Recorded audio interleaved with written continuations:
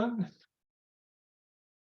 But it gives me great pleasure to introduce our presenter today. And of course, this is our Aspirational Healthcare Employers Group, where employers that are either have implemented an aspirational healthcare model, are implementing it, or are just interested in learning more, are learning about this model and things that apply to it.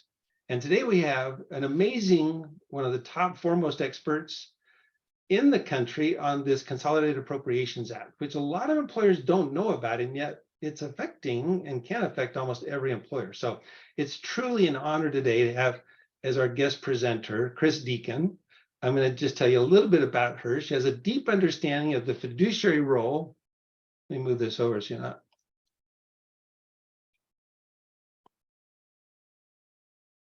She has a deep understanding of the fiduciary role health plan administrators hold and should be leveraging in order to drive value for their plan sponsors and members.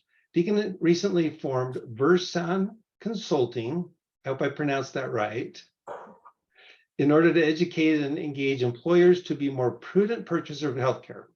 From creative procurement methodologies and demanding contracts to population health initiatives and primary care investment, Deacon believes that large employer-sponsored health plans not only have the opportunity, but an obligation to drive healthcare transformation that delivers value to the market, for the market. Prior to founding Versan Consulting, Deacon ran one of the largest health plans in the country for New Jersey Department of Treasury, which covered over 820,000 public sector lives, including state employees, teachers, and uniformed professionals. During her tenure, Deacon was credited with helping the state save over $3 billion through a number of initiatives, including more oversight, procurement, strategy, and strict accountability for the vendors with which the state engaged. Deacon has also served as a deputy attorney general and then special counsel to Governor Christie, where she oversaw the Department of Banking and Insurance, Economic Development Authority, and Treasury. So it is with great pleasure that I introduce Chris. And she's going to do a little bit of presentation, but a lot of this will be discussions and questions and answers. And so we look forward to people jumping in and participating. So Chris, great. I'm going to let you go ahead and share your screen. Feel free to share your screen if you want to go through those slides. And okay, I'll do that in just 1 second, just before we jump in. It's always fun and a little scary to hear your bio read. But, my why for, what I'm doing in healthcare and trying to do and spreading this message, I feel so strongly that employers have a role to play here. And it's both an obligation, but an opportunity. I'm also the mom of 3 little ones. I have a 4-year-old, a 7-year-old, and a 12-year-old. And I want to leave a better healthcare system for my children than the one that we find ourselves in. And that's really my why, and why I get up every day with a ton of energy to tackle this problem and fly to Denver there and back in one day to make a difference. So just wanted to sort of humanize my bio a little bit. Did I pronounce the name of your company correctly? Is it yeah, it's Versan. It's the root Ver Truth San Health. Oh. So that's what I aim to do, bring more truth to healthcare. So nice. With that, I will share my screen. Let's see.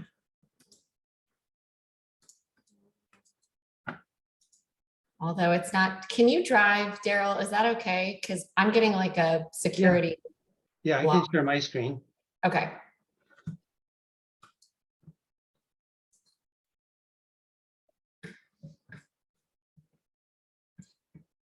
Okay, once that's up, we'll dive in.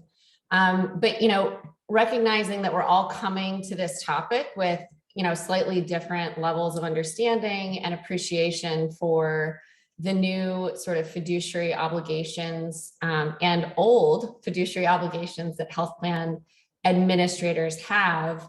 I'm going to speak at a fairly high level, but please feel free to jump in at any time with some more detailed questions specific to your plan. Again, there are slides, but this is intended to be conversational so that we can really learn from each other. I like to open with this quote, it's not a calculated risk if you haven't calculated it. And very much so in healthcare right now, we're all sitting on a boatload of risk if we aren't thinking about the way that we pay for and purchase healthcare for our employees. Next slide. I like to sort of analogize this to an undersea earthquake that occurred on December 27, 2021 with the passage of the Consolidated Appropriations Act. It's just really a fancy way for saying the budget. It's a 2,000 plus page document, but buried deep within that document around page 1820 are provisions that are applicable to employer-sponsored health plans that really change the game when it comes to fiduciary liability and risk. Next slide. So if there are, a lot of C-suite or HR professionals on the line, you might remember not too long ago, back in circa 2010, the 401k space was, impacted and sort of weathered a tsunami, if you will, that in many ways is still playing out. There are still very, very large settlements that we're hearing about every day with respect to disclosure of fees and being more transparent about what you're making available to your employees. And so now that the Department of Labor has imported a lot of those obligations to the health plan administration side, we anticipate that an onslaught of litigation similar to what happened in the 401k space is happening. If my phone ringing is any indication, with class action attorneys looking for plaintiff shopping, this will happen, and it's going to happen pretty soon. Next slide. So quickly, we're just going to, again, this is a jumping off point. I would love if you have a question, conversation, raise your hand, set it in the chat, or just chime in. We're going to run through what I refer to as the fiduciary framework, like how you should be making decisions as a health plan fiduciary, especially if you haven't thought about that in the past. How do you execute on that framework? How do you identify challenges? And then, finally open it up more formally to questions. Next slide. Okay, so the first question we really have to deal with is, okay, am I a fiduciary? Right? If I'm a health plan administrator, if I'm in charge of, total rewards and comp, if I'm the CFO, am I the fiduciary of the health plan? And you can both look to your plan documents to see who is a fiduciary, but more than that, you have to see who's exercising discretion over your plan. Are you making decisions about benefits? Are you making decisions about appeals and denials if you're self-insured? Are you making decisions about what to reimburse providers? The more discretion, the more likely it is that you will be found to be a fiduciary. And it's not something that you can outsource, right? You can certainly name a co-fiduciary, but as the ERISA health plan sponsor, there will always be a fiduciary responsibility that sits within your organization. And if you're aware of what your health plan spend is, right? If you're an employer with 4,000 employees, you're probably running a $50 million health plan. You might think you're in the trucking or logistics industry or the manufacturing industry, but in fact, you're both in the manufacturing industry and in the business of healthcare. So what are you going to do with that business? You need to act in a fiduciary manner. So we'll run through what it means to be a fiduciary and then how do you execute on that. Next slide. Okay, so there's some really good resources out there in understanding what it means to be a fiduciary. This is a screenshot of a document from Department of Labor's website, and it's actually dated from 2019. While the CAA, and that's Consolidated Appropriations Act, and some of these new laws on transparency and fiduciary obligations seem new, we've always had a fiduciary obligations as purchasers of our employee benefits. It's just something that's a little more at the forefront with some of these tectonic shifts in the law, but these 5 principles have always existed. We just haven't necessarily had the tools to really execute on them. But what this means, right, is now that we have data, now that we have a more clear-cut obligation, we can no longer blame information asymmetry, right? We have to pull our heads out of the sand and say, all right, I now have to start fulfilling on these obligations in a really honest and meaningful way. Next slide. Okay, so just to level set, there's, again, knowing that we're all coming at this from different levels of sophistication and knowledge about what the legal landscape is today. There are four areas here that hopefully you're aware of. If you're just hearing about the first time, that's okay. You're here, right? So transparency and coverage, that's your obligation as ERISA plan sponsors to make your plan negotiated rates. So you submit those in a public way available on a website. You've probably had your carriers tell you that they're going to do that for you, either for free or for a cost. But at the end of the day, you should also have a legal obligation to make sure that data is out there and compliant. So again, you can't outsource that fiduciary obligation. Another item that, again, I was talking about, before the call started, about going out to Colorado to talk about hospital transparency. There's a lot of really great data out there. Not every hospital is compliant, but if you're in a region where you have 3 hospitals and you see that one, you look at the transparency files and you see that one's charging $500 for a colonoscopy, one's charging $5,000, I would argue that you have a fiduciary obligation to look at those prices and say, why am I paying $500 for something, or $5,000 for something I could get for $500? So transparency information is, it's growing every day. There are vendors popping up every day that can make that data meaningful and actionable for you. So just something to be aware of.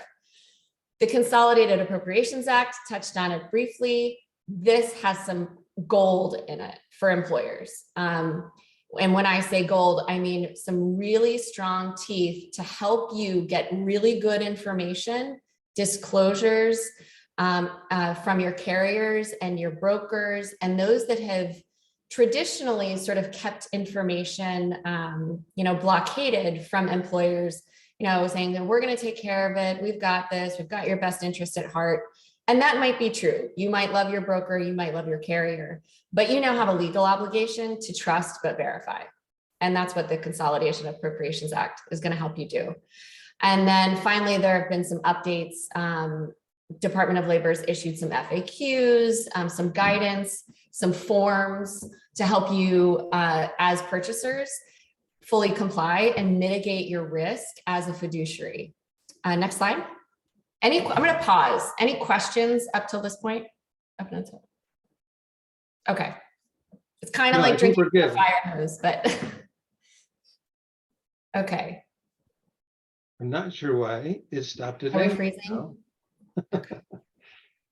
Hang on a second. Let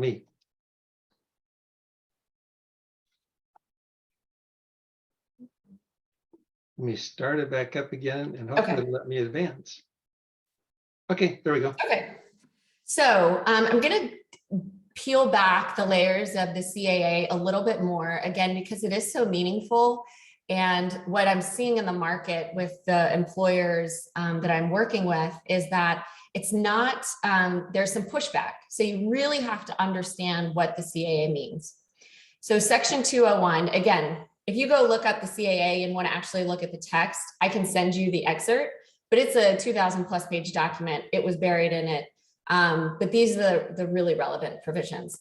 Section 201 says that employers, ERISA-sponsored health plans, have a responsibility to have access to their de-identified claims data and all of the financial information attached to that claims data, right? So what does that mean? That means that if you want to run an analysis because you're considering perhaps moving to a new vendor, or you want to run an opportunity analysis with a different model, you should have access to all of your data. And that would include, the billed amount, the allowed amount, the charged amount, the plan paid amount, the member paid amount, anything that is collected by that vendor, by your carrier with respect to your data, it's yours, right? You own it. And what Section 201 does is it puts the onus on the employer to not enter into any contracts that would limit their access, right? It's that and we'll look at the words in just one second, but you cannot enter into a contract that precludes you from accessing your de-identified data and information. And you have to attest that you do not have any agreements that limit your access.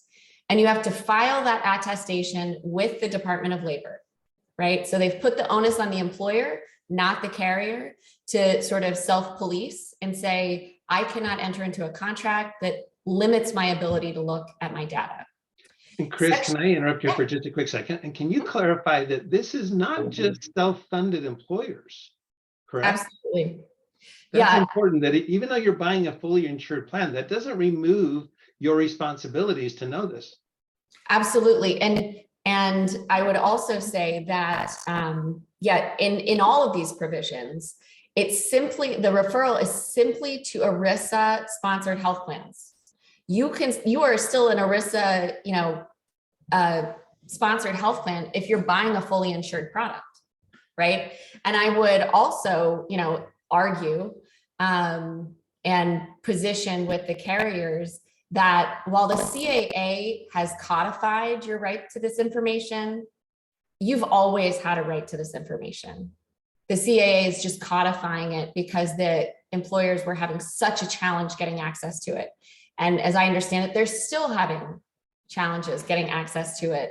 But this is a huge tool, in your tool belt to get access to data and make informed decisions. Because if you go back to those 5 principles of being a fiduciary, paying only reasonable plan expenses, paying, the exclusive benefit rule. You can only pay for items that exclusively benefit the plan and its members. Well, how do you know that you're doing that if you don't have access to the information, right?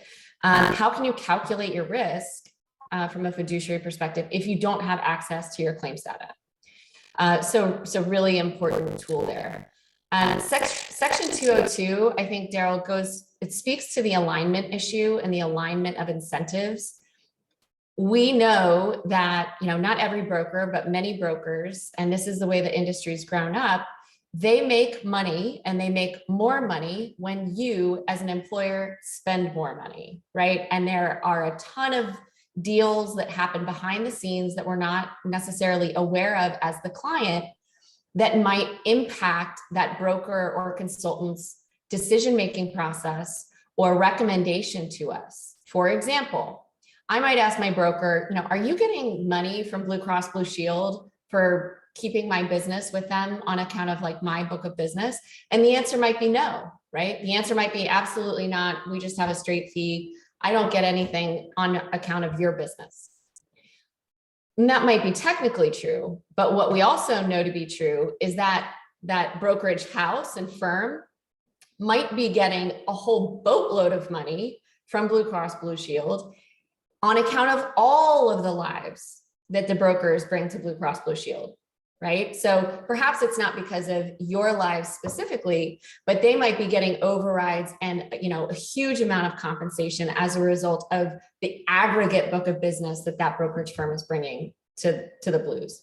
Or there could be an instance where you have a point solution vendor and your consultant says, I really think you should try diabetes solution X. And you say, oh, okay, you're my trusted advisor. That's great. Let's explore this and do it. But you need to know that perhaps that consultant is getting either a referral fee or a per member per month fee on behalf of that diabetes solution firm, right? And so there's a reason that they've recommended it. And I'm not saying that those relationships are inherently bad. What I'm saying is you have to come to the table as an employer with full information. We've had complete information asymmetry as an industry, but what we now have is the tools and the rights to demand this information and the legal onus to do so. And then finally, Section 204 has to do with reporting by employers to CMS. This was due this past December. There was a grace period given to January. There's some really great information in that data reporting that all of the ERISA health plans were supposed to submit. And most employers had their plans and their carriers submit and their PBMs submit on their behalf. Make sure you're asking for like a copy before it's submitted. It's really valuable information. There's probably a reason they said, we're going to do this for you. We're not going to, we're not going to submit it to you first, or we're not going to give you a copy or access to it for no charge. You really need to look at this information. It's valuable, and you can make really smart decisions, or smarter decisions, if you have access to this kind of information. Next slide. I just included here a snippet because I usually, Daryl, I can make the deck available to the group afterwards.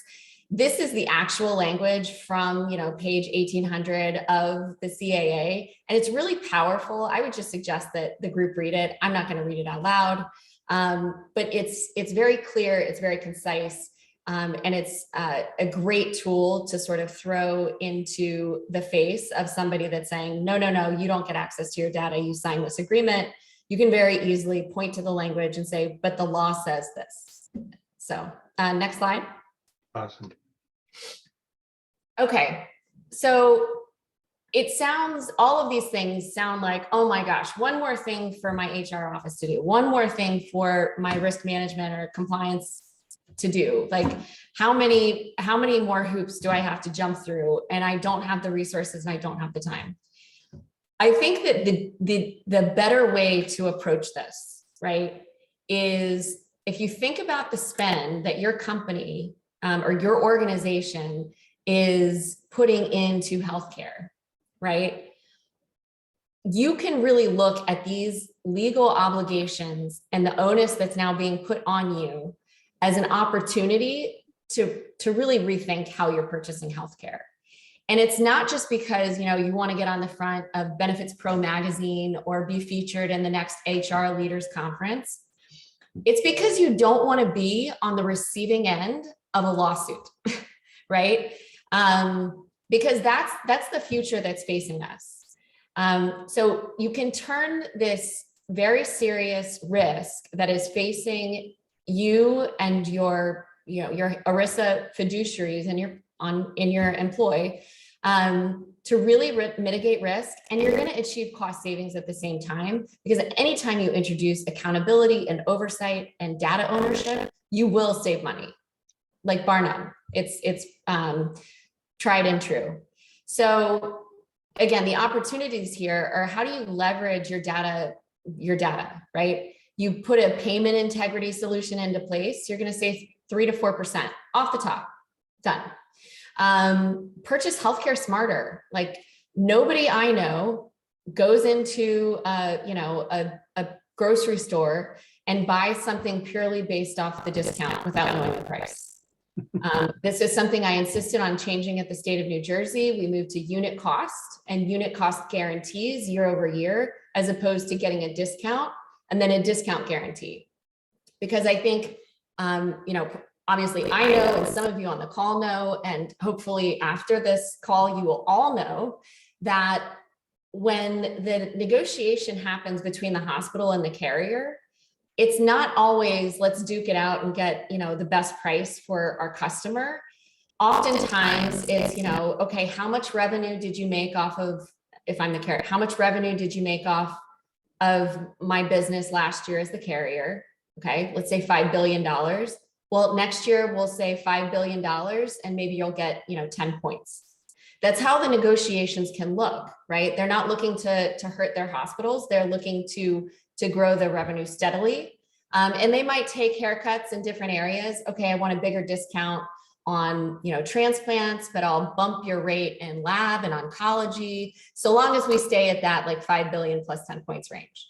So how do you solve for that as a purchaser? If my negotiator and that person I'm sending into that negotiation on my behalf is not necessarily looking out for me, but is looking out for the revenue bottom line of the hospital systems that they very much view as their clients, I need to purchase healthcare differently. Yeah. And not off a discount, but off a unit cost, and pay a reasonable price. And there are various ways that you can do that, probably beyond the sort of scope of this Zoom, but there are ways that you can accomplish that. I would also say you have to continue to monitor the performance of your purchase, right? So I, for example, put in some really strong language into our contract in New Jersey, but monitoring that contract for compliance is a whole different ballgame. How am I ensuring that I'm paying the lowest of the billed rate or the negotiated rate? How am I making sure that my self-funded dollars haven't landed in another self-funded employer's account because they were engaging in offsetting with a provider, right? They were using my money to make themselves whole or make somebody else whole. That's a straight up breach of your fiduciary obligation. So how do you monitor? Think about those things as you're going into a contract process so that you can consistently and continually monitor and evaluate. And then finally, I would say a radical focus on transparency and accountability. That sort of goes into what I just talked about. Again, we're not going to change the behavior of a for-profit entity that has a responsibility to its shareholders. And now I'm talking about some of the carriers that has a responsibility to its shareholders to, make as much money for the shareholders as possible. Like, we're not going to change that business dynamic. But what we can do is change the way we approach the negotiation table with that party, with eyes wide open, with knowing how we're going to come to it as a purchaser, just like you would go, maybe if you're in trucking, how are you going to go approach the person that's doing your maintenance? You're not going to say, wow, your costs have really gone up, so I'm just going to pay whatever bill you send me, because that's how we're purchasing healthcare right now, right? So, again, coming to the table with a lot more information, better equipped, and just knowing what the business stakes are for all parties, right? If I'm approaching a hospital, I might know their mission statement, but I also know that they have an obligation, for profit or nonprofit. And you know this probably, Daryl, better than anybody. It's a business, right? No margin, no mission. So you want to grow that margin so you can keep doing your mission. And I'm an employer who needs to stay competitive in my marketplace. So come to the table with eyes wide open and knowing all of the financial interests in play. Yep. Next slide. So I'm just going to give you, I'll pause real quick. Any questions thus far on anything we've talked about? Kristen. Yeah, Chris, one of the big barriers right now is these games that the major networks are playing with claims data. United Healthcare right now is either giving you the plan payment or the patient responsibility. They will not give you both sets of data. How do we fight that? I've got a big schools consortium that's fighting this right now. Yeah. The fight is a common one. It is one that's happening around the country, and not just with United, but with Cigna, Anthem, you name it. There are legal suits that have been filed. There's a case in Virginia that is going to be working its way through the courts. It's Owens and Minor. It's, again, I'm not disclosing anything that's not public. It's out there in the public domain. Motion to dismiss has been filed. And in that case, Anthem is taking the legal position that while the Consolidated Appropriations Act says you get access to your data, you as the counterparty to our agreement, our ASA agreement, administrative services agreement, you've agreed to limit your access to only audit these 500 claims a year based on our agreement with these limitations in scope, and nothing about the CAA changed that. Well, I think that I'm very hopeful that that is a losing argument, but that is the argument that they will make. And I think the extent to which, your vendors, right? If you're an employer purchaser here, you are the client, right? Your vendors are telling you, no, you don't get access to your information. You don't get to know what you paid, right? I struck a contract with you guaranteeing you the best discount, but I'm not going to give you the information to allow you to derive what that discount is. It's absurd what we've been willing to lay over and take in terms of, denial to access to this information.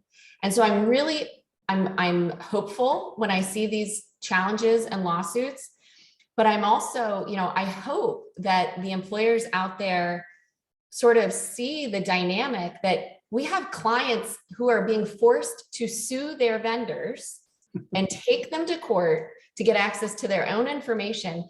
And the vendors, they're fighting tooth and nail so that they don't have to show you this information. That should tell you a lot. Yeah. It should tell you a lot. Absolutely. And are there any pieces of the law that could be leveraged in terms of penalties for not being compliant in a case like that? Or is it all got to go through the courts? So going back to the Department of Labor's strategy here is they put the onus on the employer to file the attestation. They put the onus on the employer to ensure that they are not a party to a clause that has gag clauses. So how it would play out, right? And the cases have recognized this in their pleadings, is the employers, those that are aware of this and actively trying to get access to their data and are being denied, they're suing the carrier saying you're in breach of your fiduciary duty and you're not giving us access to our data as you're legally required to do. And oh, by the way, if we don't do this, we are going to be sued by our members, right? Because we are the ones that have the legal duty to have access to this information and do something with it. So I think it was, there's a case working its way through the courts in Connecticut, Bricklayers versus Anthem. It's a class action.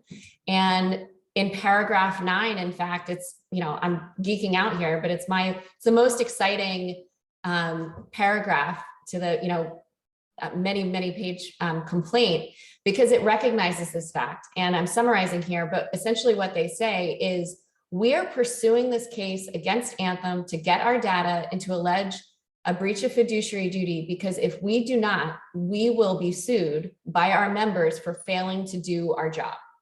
Nice. And I think that has to be the catalyst. And that's why I go back to the risk mitigation, right?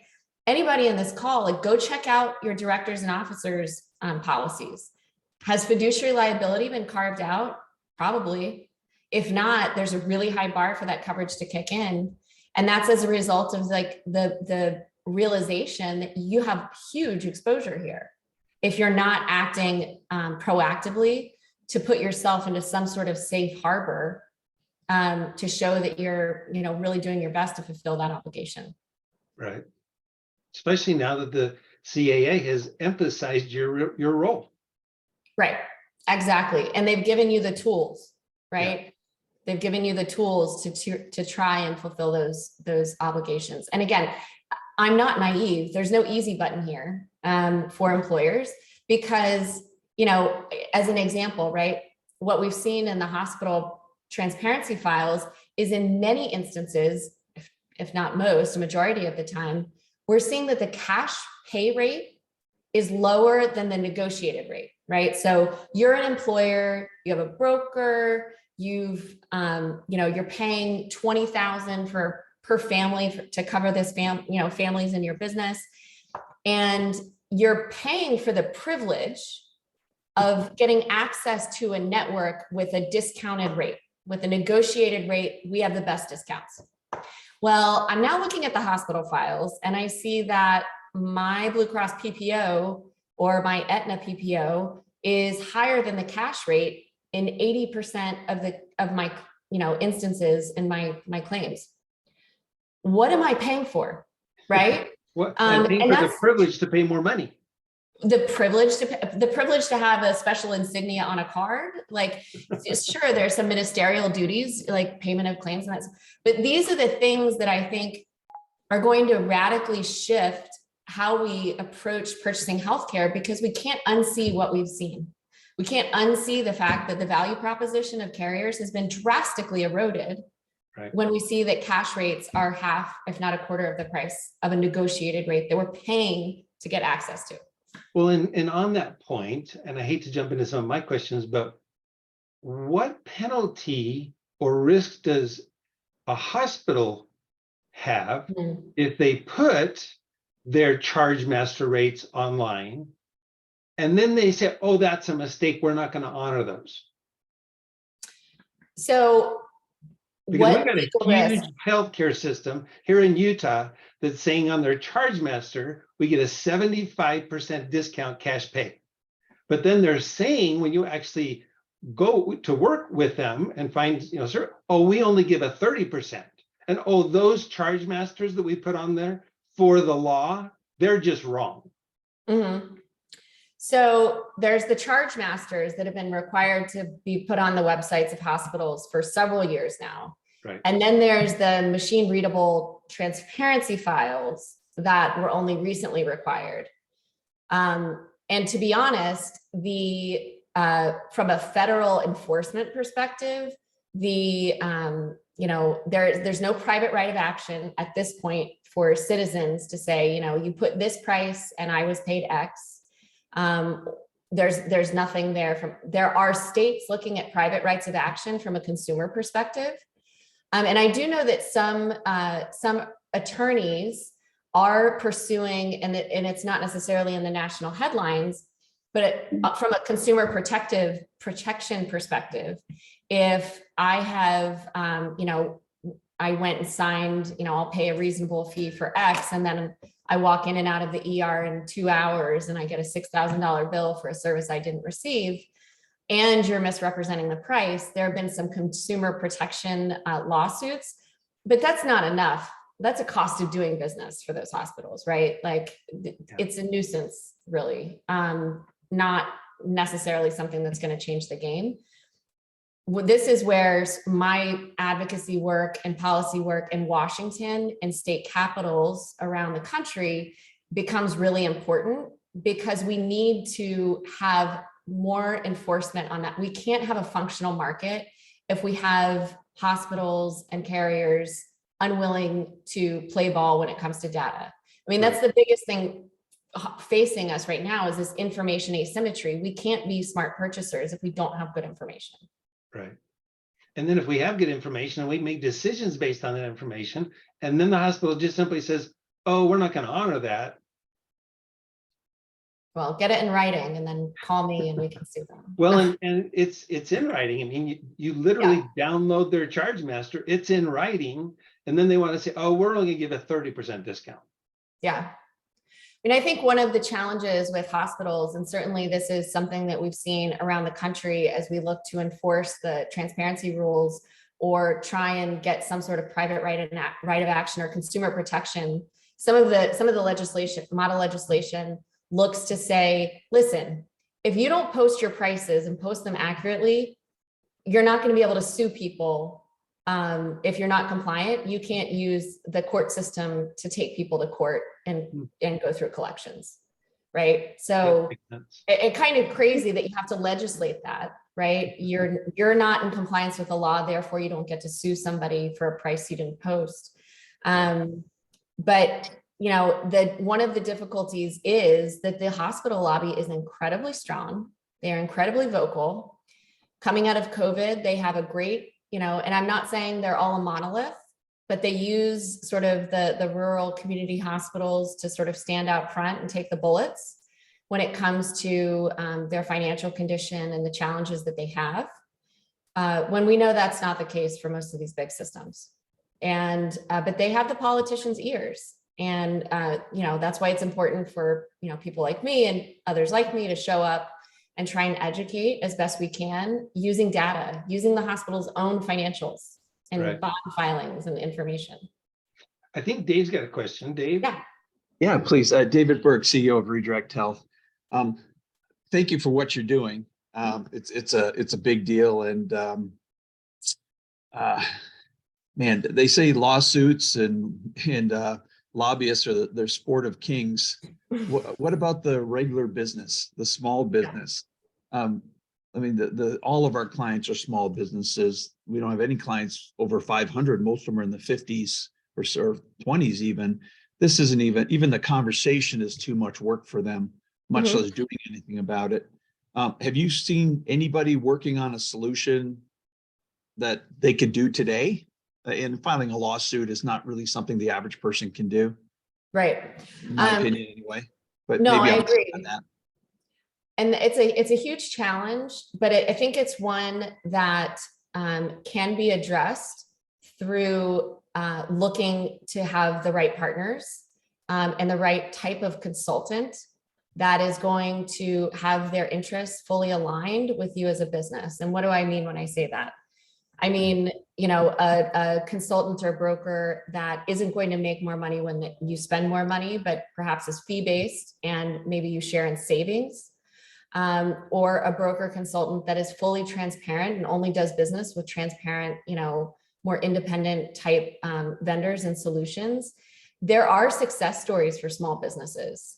And I think we have to do a better job amplifying them because, you know, small businesses feel like they're on an island and that they have no, you know, the cavalry is not coming to save them, and Washington's not coming to save them, and their state capitals aren't coming to save them. That I absolutely believe that. But there are models out there that are working, and it's definitely on us to share the message far and wide. And I think groups like this and others that are looking to make change, it's much easier to you know, make a move in that direction if you feel like you're part of a movement, as opposed to, again, like fighting Goliath on your own. Right. Well, and just to put a plug in for Dave, Dave's one of those examples that's created solutions that bring down the cost for the small to mid-sized companies. I mean, he's a great example of an entrepreneur that said the system's broken. Let's help out small businesses. Yeah, where we've had success with small business, and it's the only success that we've had, is by having doctors work with people who've got real problems, figure out what they need, the diagnostics, the diagnosis, figure out the care plan with other doctors in the hospital or using the hospital, and then to get the introductions to the financial people by getting doctors to introduce the financial people to figure out what the cost of what services are needed and what the costs are going to be, so the charge master becomes irrelevant in the situation. And we figure out a way to prepay them so they have confidence that they're going to get their money. Speed and certainty of money does a lot of things in healthcare on the ground. So those are the kinds of things that we've learned that have worked. If there was a bigger solution or a more encompassing solution, I would love for it. But right now, the only thing I've got hope for is doctors talking to doctors, figuring out what people need, and then getting the finance people involved. And really, it's about getting people involved. As long as we're worried about entities or administrative teams doing things, we can't get any results. But when we have people in the finance department and people who are doctors and people who have got diseases working together, it becomes amazingly possible. I don't want to say easy because it's hard, but it's possible at least. But I want, you know, when you started describing, you know, and you said what we figured out has worked, right? And what you described, if we kind of took all the noise away and put ourselves in, you know, clothes from 100 years ago, like we could very well be talking about what medicine was intended to be, right? It's relational, it's local, it's, you know, that trusted provider relationship.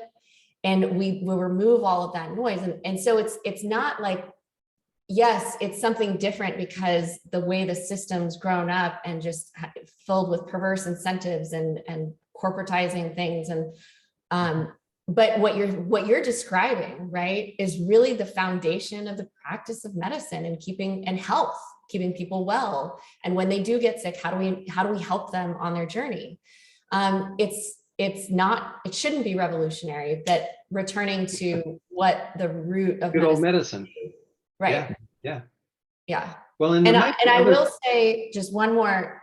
I like to think of what you're talking about, like a lot of solutions, and particularly in the digital space and technology space, and they say, how can we scale this, right? Like, how can I scale this across the country?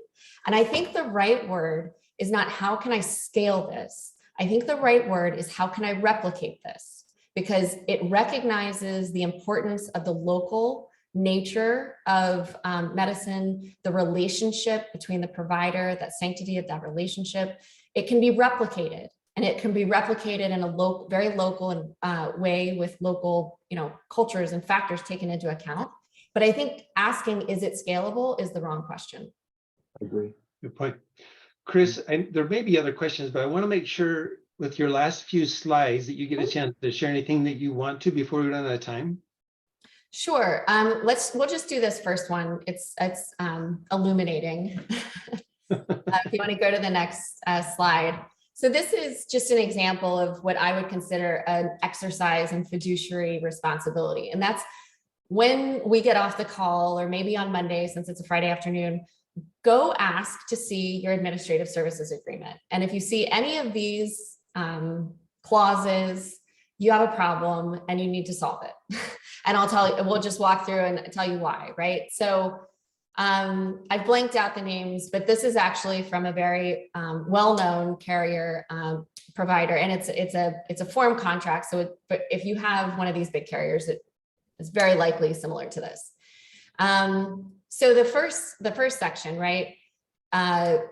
Carrier or affiliate may have a financial interest in the network providers through ownership, partnership, joint venture, blah, blah, blah. And they can share in those profits. What does that mean? We've all heard that United Healthcare is one of the largest employers of physicians, and they're buying up practices left and right. If you're buying your insurance product or your self-funding through United, right? They not only are getting that on the front end, right? But they probably own the provider, or they may own the provider that they are negotiating with for your contract rates, right? That's a direct conflict of interest, in my opinion, but it's something that's pervasive in the market. And they're basically telling you, listen, I'm going to negotiate the rate for you, but I control both sides of that deal. So, live with it. Problematic. Blank reimburses provider on a percent of charges, global fee, case rate, or other reimbursement methodology, whether or not that amount is more or less than the provider's bill charges. So basically, we can pay the provider whatever we want.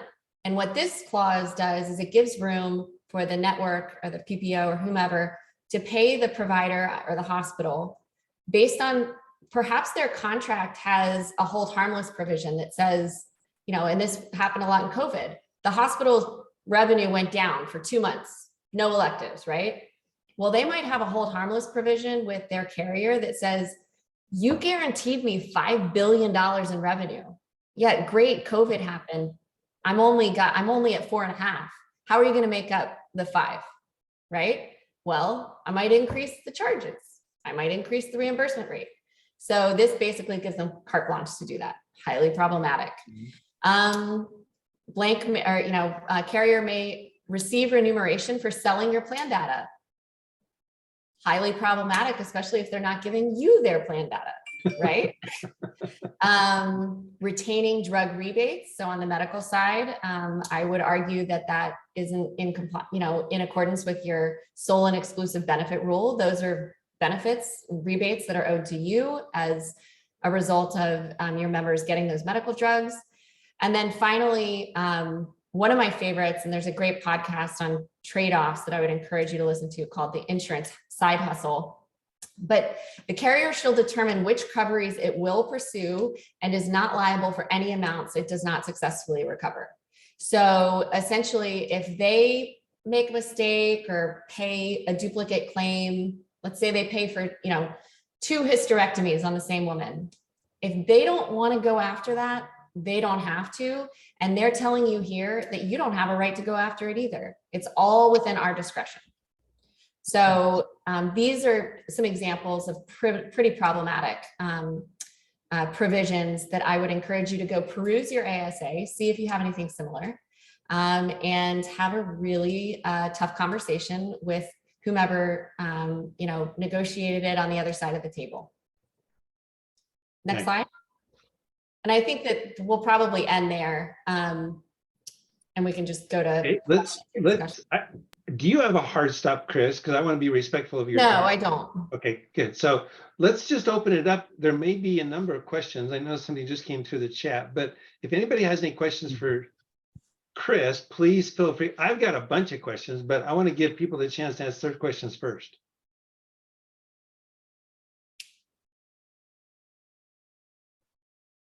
Anybody have any questions for Chris, or should I? Oh, go ahead, Kristen. Chris, when we encounter these hospitals that are trying to give a cash rate for an insured patient above the published self-pay rate that they give to quote unquote indigent patients or uninsured, we've been fighting that with that's really a HIPAA violation, because they went in with those scrubbers and even got the information.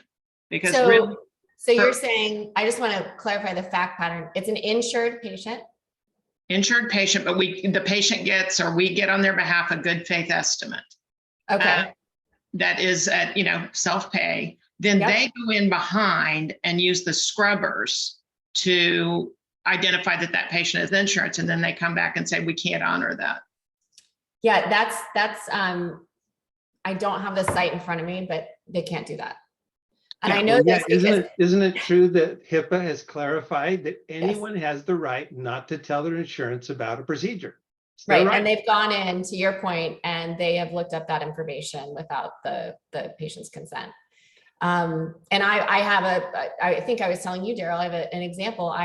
That happened with me, and I eventually resolved it, but I went into an orthopedic urgent care. They couldn't find my insurance for some reason and I said, I'll just pay $299. I'll pay, I'll file the claim later if I want, just let me pay.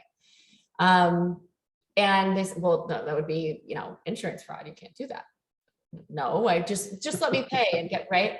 And eventually, the reason that they take that position is because when it was eventually reprocessed, they got paid at $1,800 for the negotiated rate that I had the privilege of getting access to through my insurance coverage.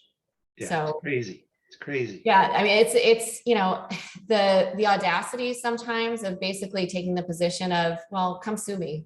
Like, Right. This is the way I act, and come sue me if you have a problem with it, is really troubling. Yeah, we've just told the individual, we can get up the chain of command by just saying, hey, this is a HIPAA violation on you for looking at this patient. And so we need to talk to your supervisor.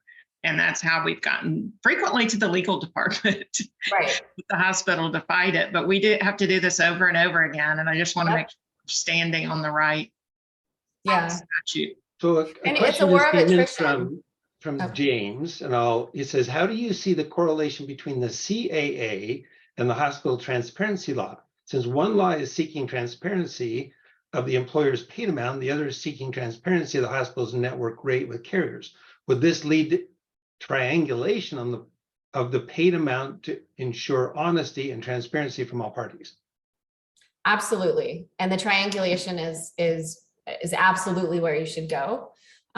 When the transparency files were supposed to become available, I had a data team ready in place to look at all of the rates that were published by the hospitals in our state, and then triangulate them again, against our claims data to make sure that that was in fact the rate that we were getting. Because we know in certain instances, whether it was, they needed to stay true to their hold harmless clause, or, there was something that we weren't aware of, rates were going up. We were able to triangulate that using RAND data as well, but 100%, that's the type of use that you Where you bring it together. use that for. Well, and this is a bit of a detailed question, but can I bring up the fact that there's two levels of CPT codes? There's the CPT code level 1, and then there's the CPT code level 2. When a hospital produces an actual detailed bill, they use the HCPCS, the level 2. But often when they're doing like estimates and just kind of putting things out there for, good faith estimates, they're just using the level 1.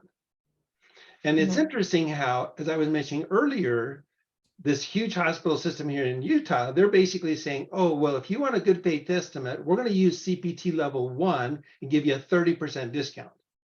But the charge master, that's the CPT level 2, says we give self-pay 75% discount. And then they're just simply saying, oh, well, that's wrong. And in my opinion, you should be able to say, okay, I'll pay you your CPT level 1 cash up front, but you need to give me a detailed bill. And I'm going to write it right on there. Give me a detailed bill. I'm going to take your detailed bill with all your HCPCS codes. I'm going to run it by your posted public charge master. And I'm going to make sure that I'm going to get a 75% discount on every one of those procedures because I paid you up front and you need to pay me back. Yeah. Well, I think a couple of things from a policy perspective. We're absolutely pushing in Washington to get the good faith estimate to actually be sticky and to not just be a good faith estimate. You can say, yeah, it doesn't really matter, but to say, no, this was the price. And you can appeal if something happened, if there was a complication or something that happened in the surgery that changed that, what that price should be. Okay, that's fine. But that should be the exception and not the rule. And obviously the hospitals are fighting it tooth and nail, but we're pushing for that to be meaningful because again, right, if you deviate from your estimates more than 5% of the time, like that's a you problem, right? Right. And having complications more. And so monitoring how many, you know, there that are deviating.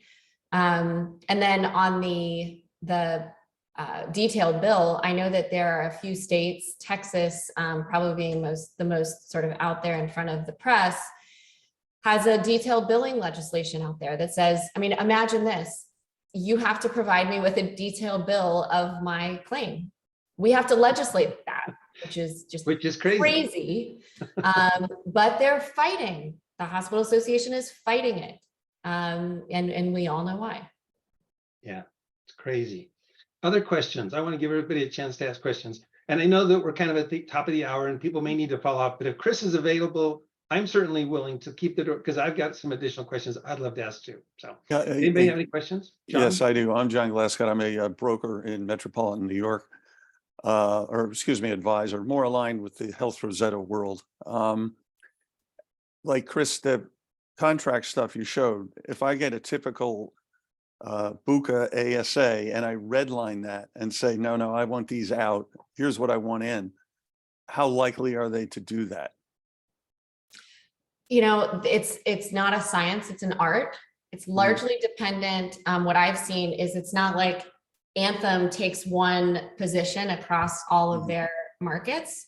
It's very dependent on who I get at Anthem in a particular region or market. And what, you know, I've seen some giving more information than others as far as data. I've seen some more willing to bend on contractual provisions than others. And it's, you know, unfortunately, there's not like a list of characteristics that says, you know, if you check these 5 boxes, this is what you're going to get. If you're this big, this is what you're going to get. I've seen groups with 250,000 lives be treated with less sort of, you know, respect in this way than some with 200 lives. So again, more art than science. I think coming to the table armed with, you know, your ducks in a row as far as knowing what your rights are. And at the end of the day, you know, as hard as this is for employers, sometimes you have to be prepared to walk. And I know that for bigger ones, that's more leverage. And unfortunately, for some of the smaller guys, it's like the only game in town. So they're really beholden. So maybe you're thinking outside of the BUCA box. Yeah, no, and would my sense would be easier to do with an independent TPA and to get absolutely. it in there, you know, I mean, because we just don't work with BUCA ASOs. Right. It's just like a waste. So, and like with Rosetta or, you know, probably similar organizations, there are, you know, they do business with, or, you know, might promote or like validate, like these are the TPAs, they're willing to be fully transparent. Sure. Right. And so for some of the smaller businesses that don't necessarily have the bandwidth to do that, you know, using a Rosetta advisor, somebody like you, John, that is aligned in that way. Right. And do you have one final question? Do you have sort of FIA group like packages ready to go? Here's your suggested language for the administrative contracts. Here's suggested carve outs to pay cash rates when it's lower than the PPO. Do you have sort of pre-populated templates like that you would sell or lease? I do. So I'm, you know, in the vein of Rosetta, I'm as open source as I can be. I believe in democratizing information. And so I've widely shared 2 things. a template ASA sort of checklist, and also a demand letter that cites in a very detailed manner the CAA and the legal basis upon which you can claim your data. And I'm happy to share those documents. You just customize it to your particular client need. They've seen success, they've seen pushback. I usually counsel folks that you'll, especially employers that haven't necessarily been through the rodeo before, like you coach them, right? You're going to ask for your data and they're going to tell you that you don't get access to it because of HIPAA. And then you're going to tell them you actually know what HIPAA means. And in fact, HIPAA, says this, and so thank you, but I'd like my data. And then they're going to tell you that, it's not, some business justification, minimum necessary business justification. And then here's what you're going to tell them in response. And we typically, coach for 4 rounds. And then, like Kristen said, you might get to legal much, much quicker if you're showing some sophistication and savviness. Like, I know what to expect. I'm credible here. I know what I'm doing. Let's just, cut the BS and get down to brass tacks and figure out a solution. Thank you. Good questions. Can I ask a question? Yeah, Bill, go ahead, Bill. Yeah. So I'm an internist and my name's Bill Besterman, and I just wanted to understand if these rules extend to the clinical side. We've talked all about finance and business, but just as an example, we went to the TPA and looked at the data of a trucking company with older blue collar workers, and 60% of their costs were coming from cardiometabolic conditions like heart disease, diabetes, hypertension, that kind of stuff. And yet, the whole system is not in tune with what needs to be done there. We know that opening arteries doesn't keep you from dying or having a heart attack, but that's what our whole hospital system is designed around. And the American College of Cardiology says you ought to have optimal medical therapy first before you do caths and stents and bypasses. And if you do well with optimal medical therapy, that's all you need. Mm-hmm. Well, you're going to Colorado, and Kaiser Permanente in Colorado actually tested this out. So they had 600 patients getting optimal medical therapy, 600 patients under usual care in the same building, same system. And what they found was at 5 years, if you'd had a heart attack and you weren't on optimal medical therapy, the death rate was 10 times what it was if you got optimal medical therapy. And the costs were $20,000 per patient per year. And that's a whole new deal beyond So is the your finance question whether or business. not that's another fiduciary responsibility that employers have, is to look at the optimal intervention? So I think, Bill, I think I know your. Go ahead. No, I was just gonna say, I've thought about this a lot. And I think that we will eventually get there. We're not close now. But we will get there. And I think that there are some examples that will get us there first. And two come to mind.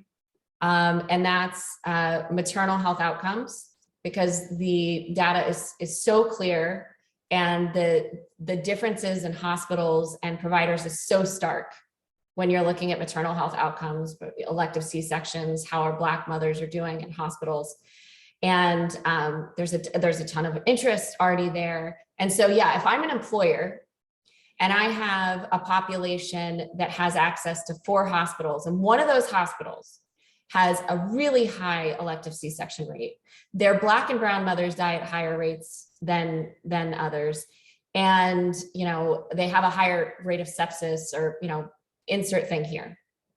And yet I know this, and they pay and they charge more.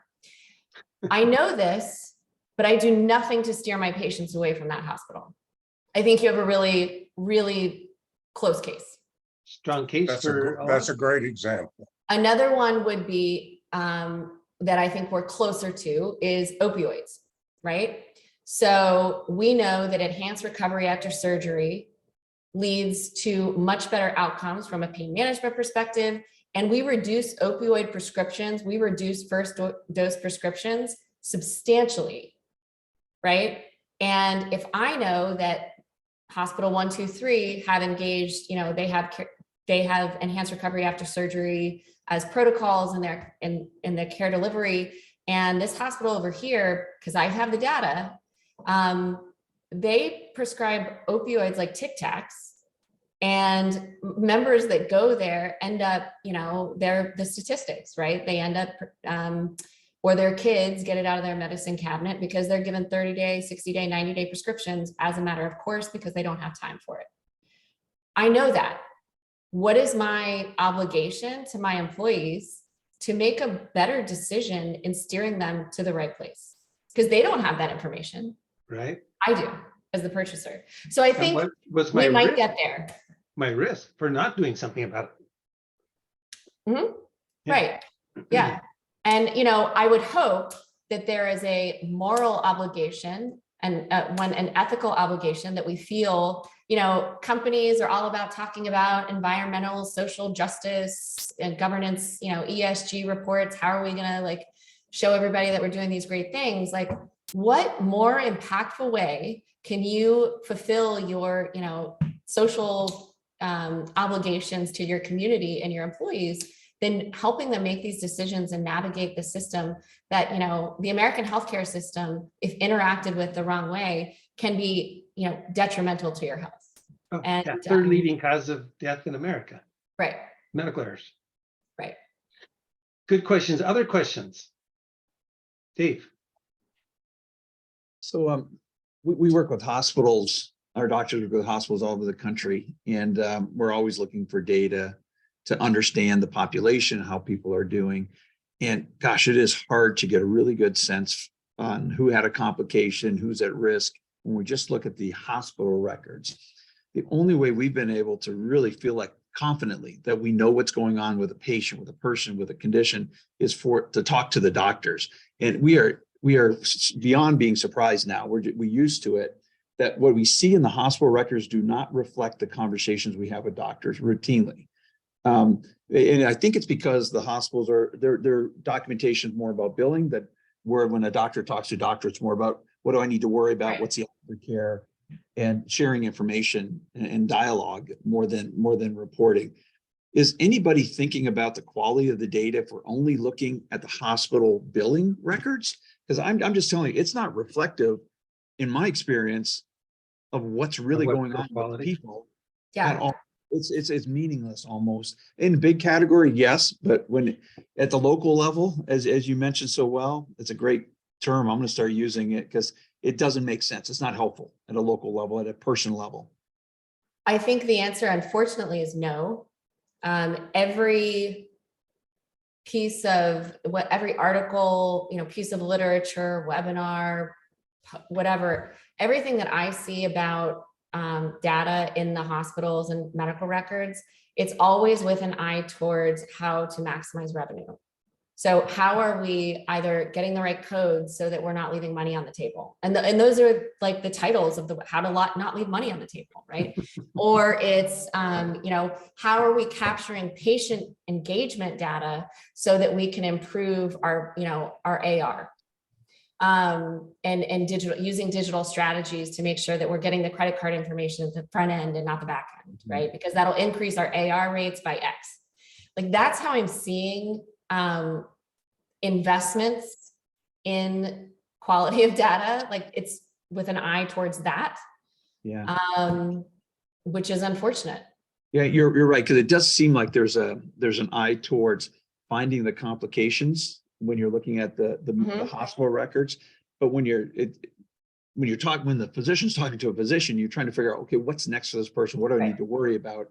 And I've seen so many times where the physician who did the surgery will go, well, no complications. I feel really good about this. So glad you got the aftercare. And then we see the bill and the hospital records, and you think that it was a train wreck. Right. And if we just went on in the past, we would then immediately call the patient to say, how can we help you? You're a train wreck. And they go, I don't know what you're talking about. Mhm. And there's no way to get to the answer when it's patient and hospital. But when Well, the doctors talk to doctors, the only way we seem to be able to get to what's true in a fast way, so we can actually do something to affect change, the right amount of change, and not go on these wild goose chases. And I mean, it seems to me that we might be going down a wrong track with the data if we're just focusing on, if we know the biases towards billing and finding complications that aren't really complications or aren't meaningful complications. Well, it's like the same, the promise of data it can be used for good or evil, right? Like the promise of AI, we're seeing AI being leveraged to what claims should we deny? These are really powerful tools if left, and so the organizations that are wielding them, again, going back to eyes wide open, I wouldn't expect United Healthcare to do anything differently than wield those tools for the benefit of, they have a fiduciary Their obligation bottom to their line. shareholders, right? Yeah. So yeah, I mean, they're really important discussions to have. I don't think they're happening enough. Data for data's sake is not going to help.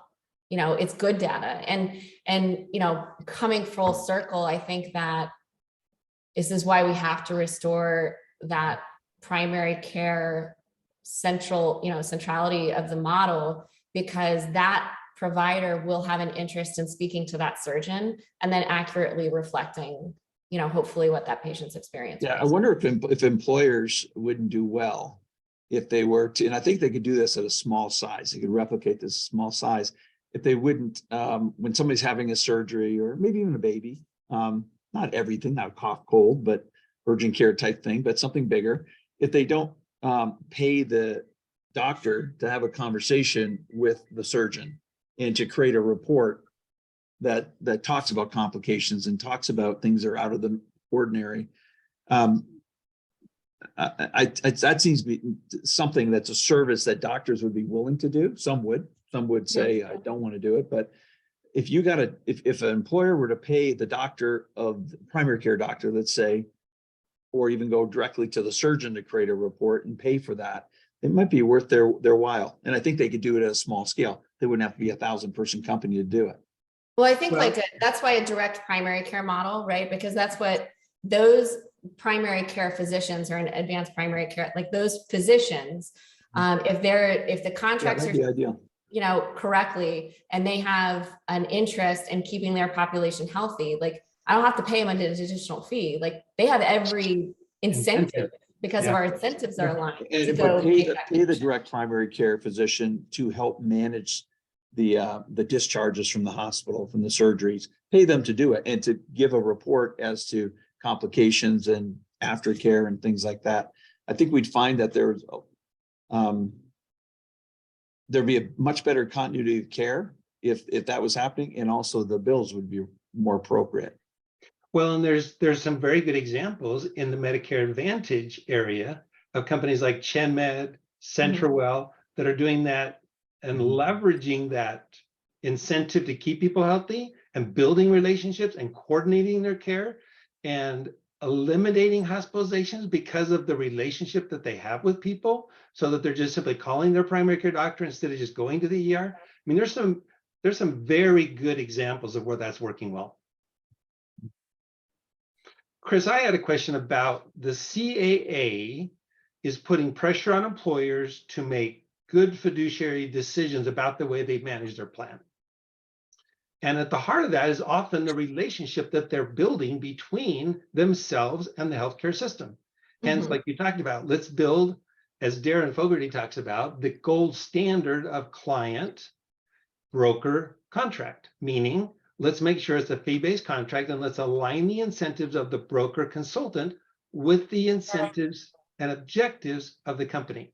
And the aspirational model is all about, don't just simply say save money.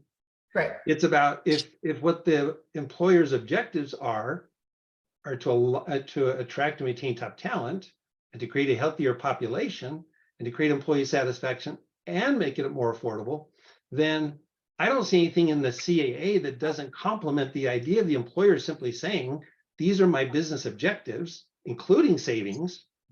And now I'm going to monitor to see if I'm getting it.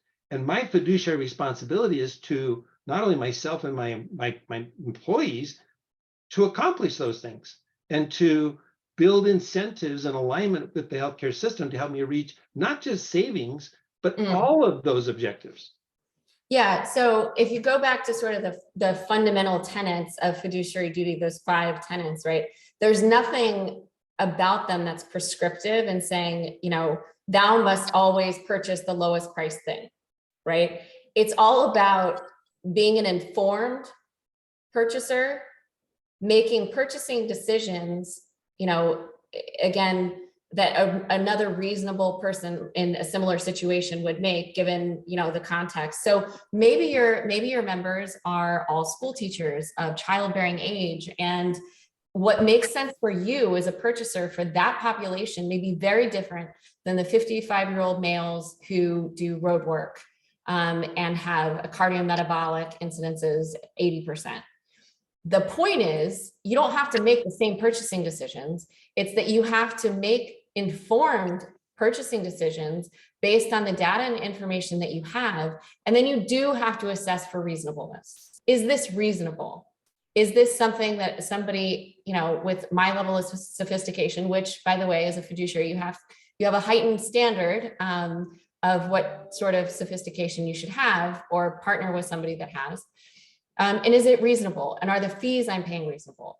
So again, it's not prescriptive, and it very much, it just the requirement is to help you make an informed, prudent, I know that word is sort of like packed with, all sorts of meaning, but a prudent decision-making, not prescriptive. Right. Well, I'm glad you brought up at the very beginning, the whole retirement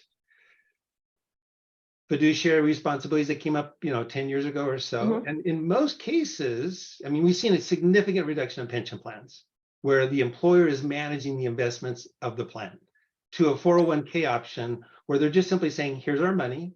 Now you make the choices as to where to go. So do you see similar things happening? Because I do, and I'd love to know your opinion, in benefits, to where the employers are using more of a defined contribution strategy and saying, now you use my money to buy whatever combination of plans or health benefits work for you. Do you see that happening like we did on the retirement? I think that we experimented with it and we started to move in that direction. And I mean, I think there was a statistic that came out the other day, like over 50% of folks are on like consumer driven or high deductible health plans. And if that's the analogy, I think the difference, that analogy only goes so far, because the difference is that in the 401k space, it's money, right? You give me dollars, I put dollars in A, B, or C, and you provide me with these choices, and then I make my decision, and then I leave it, right? And there's some fees and other things to consider, but like, it's so different from healthcare, right? We as healthcare consumers, number one, we don't get to see the fees being charged for the healthcare we're accessing. Information about quality and cost of care is not readily available. And a whole host of other emotional and behavioral, economic reasons, like healthcare is just not the same as investments. So I think that there are I think perhaps the purchasing, at least now, because we're the only ones as purchasers with getting access to information, not necessarily, it hasn't yet hit the consumer in a way that's completely, going to empower them and give them agency. Maybe we'll get there. But until then, I think there's going to be a little bit more paternalistic relationship because we're the ones with the information. And that's why we have a duty to use it, right? And to use it for good. Do you see employers moving away from charging their employees any money and requiring any copays and deductibles? And obviously cash pay strategies open that door to eliminate the fact that they are spending their employees' money. And will that reduce their fiduciary responsibilities if the employee is paying nothing? So it would certainly be a strategy for mitigating risk from a fiduciary perspective. I also think there's something there in just being a smart purchaser, right? If you put the right incentives in place, zero copay for maintenance medication, primary care visits, and then maybe you have a copay or deductible for, things that low value care versus high value care. I think you could get creative, but it would certainly mitigate your risk from a fiduciary perspective. But it would take a lot of, equipping your members with the right information so that you're not, giving them a difficult or a hard member experience out there right now. You're on mute, Daryl. I want to give Darren, since he's been a part of this, anything that you want to maybe add from your perspective, kind of being the person that introduced me to Chris. Anything you want to add to what Chris has said? No, I think that she's done a really, really good job. I don't have anything really to add to what she's laid out. Great. And just kind of my final question, Chris, is I really, like you, believe it won't be the federal fines that drive employers to being compliant. It'll be the class action lawsuits that hit the Wall Street Journal that will wake up employers. Yeah, and there are cases working their way through now. I mean, we have sort of the first layer of unions, because they're readily organized. They're sort of like the perfect test case, right? Plaintiff filing against the carriers, but we also have members that are filing class actions as a result of some of these really bad behaviors by the carriers and the hospitals. And they've leapfrogged the employers for now. Really? For now, this is the Cigna case. But if the court comes back and says, listen, which I predict that they will, listen, your cause of action isn't against Cigna. Your employer signed that contract.